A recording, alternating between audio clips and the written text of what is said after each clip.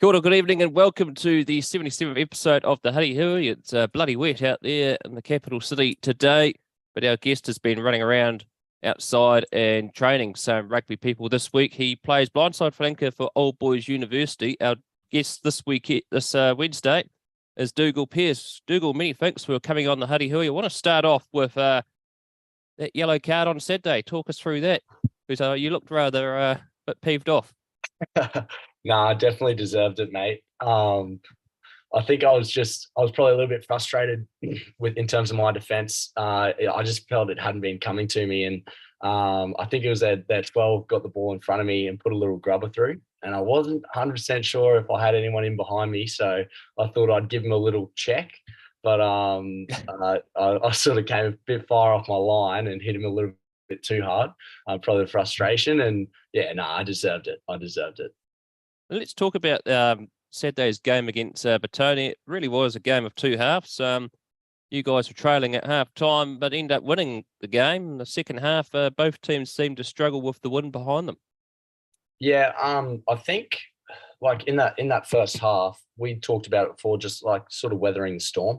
We knew they were going to come out hard, and they were going to want that shield, and so yeah. I think we did actually a pretty good job of weathering the storm. And then in the second half, we sort of just were able to hold on to possession and sort of come over them. I think like we probably left a few points out there. But like, as you said, we did struggle a bit. And with those opportunities coming, we just need to be a little bit more clinical in finishing them off. And so you mentioned you had your review last night. That would probably be one of the main learnings, is making sure you finish anything off. What other areas of the game that you think the Billy Goats might need to improve on heading into this weekend? I think it was more so for just like getting into shape. We just sort of noticed we were sort of almost didn't really have many forwards hanging around the middle. We like to play that sort of wide to wide sort of brand. But it's sort of we lost a bit of shape in the middle there, and that's sort of what we were focusing on, is being strong through the middle and then attacking out wide. So what's it like playing alongside and against Super Rugby players? Of course, there was two playing in the game on Saturday. Yeah, it's really good. It lifts the standard for both teams, especially having Tane there. He was really good. He came in with a lot of enthusiasm and was really excited to play for us. And I guess like he comes in with a lot of confidence, a lot of knowledge, a lot of experience. And I think that settles a lot of the other guys. It allows them to play better and just focus on their role. It's good. If you see Tane, you should ask him about his pterodactyl impression. He did one for us at the bridge the other night. It was weird, but it was pretty good. He got the arms going and everything. Pterodactyl impersonation. Jeez, we'll have to ask him about that one. Yeah. I imagine it'd be quite the spectacle. It is. Explain. You mentioned, of course, the Cambridge. Explain the culture at Old Boys University. Is the cultural reason why you chose the Billy Goats as your club? When I came in, I'd only been in New Zealand for about 3 weeks when I went to their first training session. And I think the thing that really stuck out to me was how tight of a group the club is, like on the field and off the field. And they really embraced me from session one. Especially we played in a trial against Auries. And afterwards they go, we're all going back to the Cambridge, which is our club rooms. And when I sort of showed up about half an hour late, just because I was like, there might only be a few people here, not sure. But both Prems and Prem Reserves were there, all having a few beers together. It was really awesome. And that sort of, it sort of like said to me, like, this is a really tight club. I want to play here. And of course, Old Boys University playing at a new home ground this year, Rugby League Park, which is the former home of Wellington Lions and the Hurricanes. Tell us about that venue. It's awesome. It's a really big field, really big field. There's a lot of space, which suits us. But it's also nice to have like a really nice facility where, as you said, it is our new home, and we really want to make it a fortress this year. And sort of solidify that that's going to be our home. Now, probably some of our viewers and listeners will pick up that your accent is quite unique. It's Australian. You hail from Brisbane. Tell us about where your junior rugby began over there in the state of Queensland. Yeah. So I actually grew up playing Aussie rules until I was about 12. Oh, wow. And then I went to, and my old man, my dad was a big rugby guy, but he put me into Aussie rules, and I ended up going to Marist College Ashgrove, which is a pretty big rugby school there, and in grade 7. And when I got there, rugby was everything. And I'd never played before, but I went down to my first training session. I just loved the physicality, and I loved that people ran at you, whereas in Aussie rules they sort of run and kick away from you. And it was from my first session I fell in love with it. But yeah, I've played ever since. And who's your favourite team in the Aussie rules that you follow? Brisbane Lions. Brisbane Lions. Yeah. Now, of course, you mentioned Marist Ashgrove. It's a college that is, you have said, big rugby school, but it has a proud history and has produced several top quality Wallabies. Tell us about Marist as a school.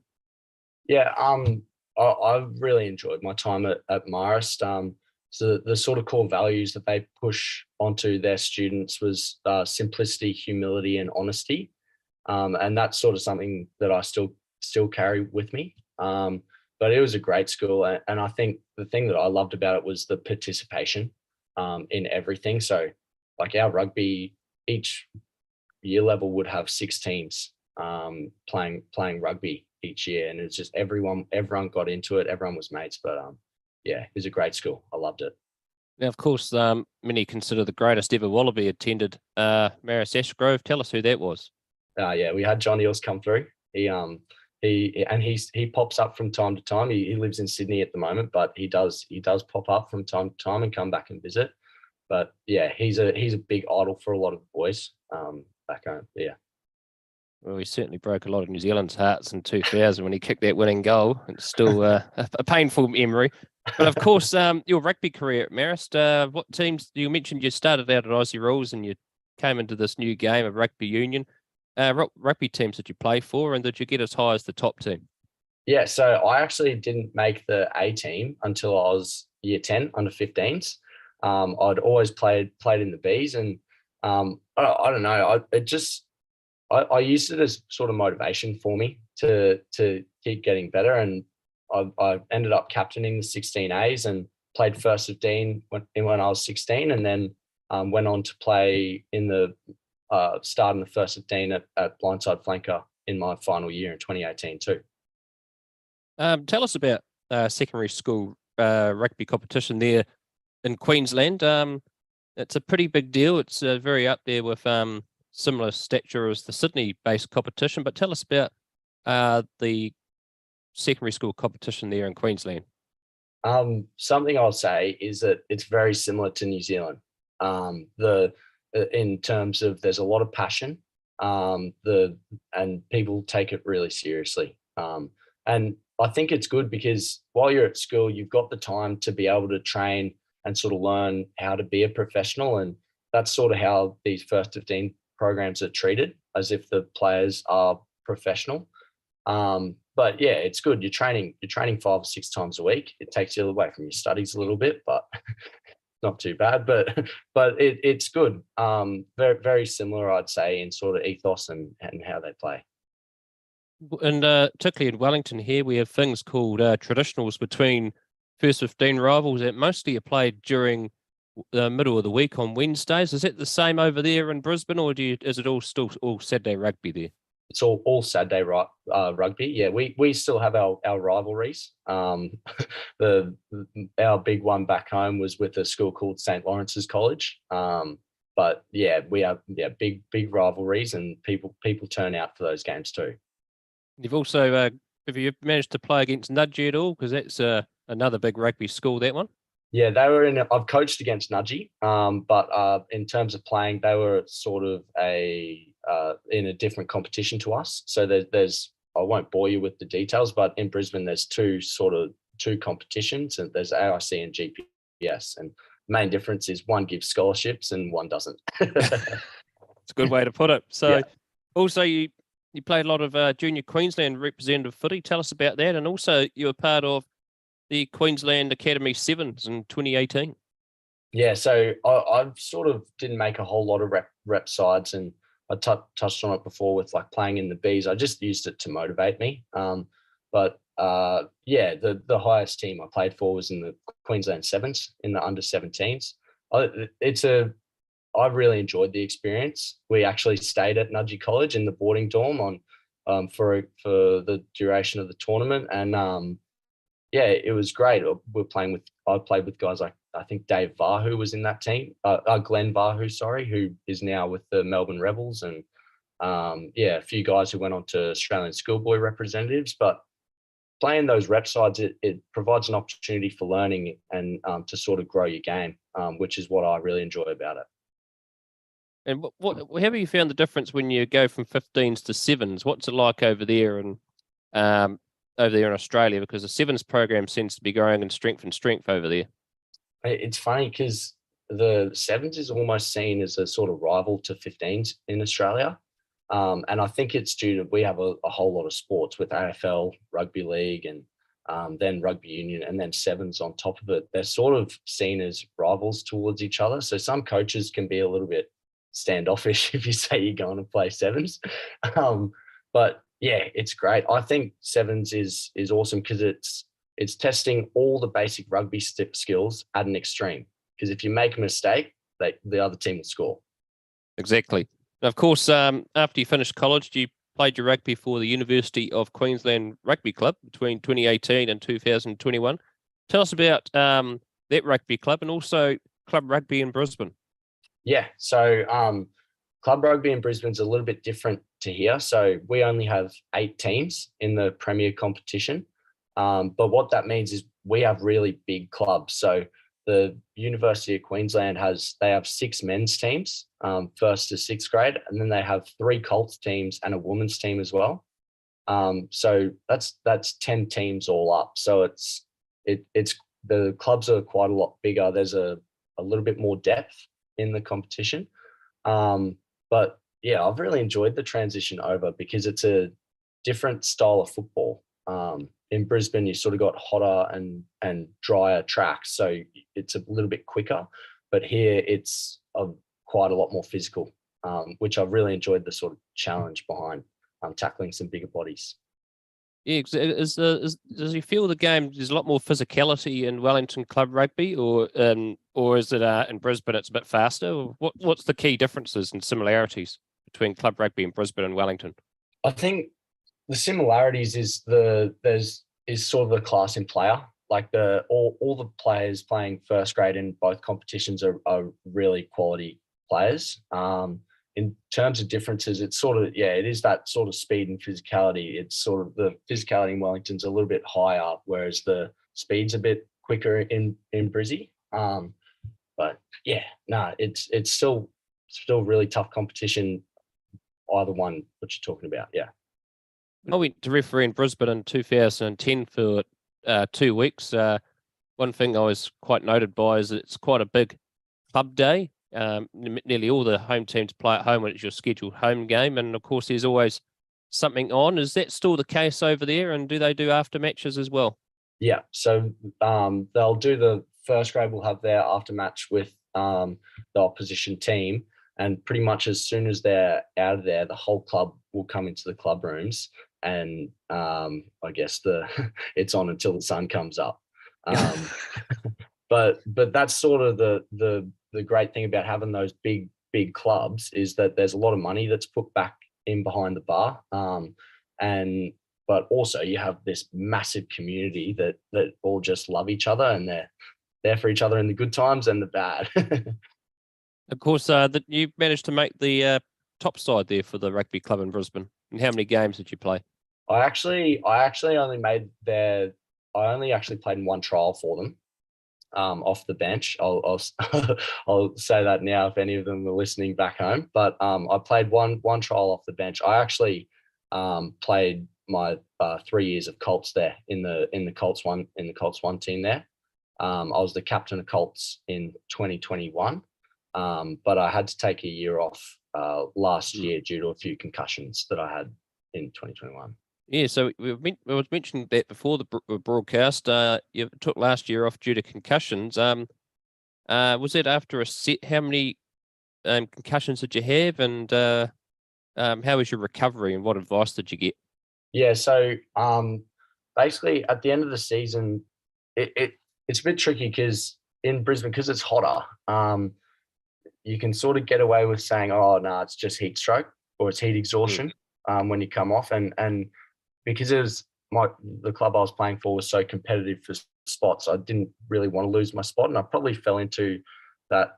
It's a really unhealthy mindset of, oh, I'll just say I've got heat exhaustion, and they won't ask any more questions.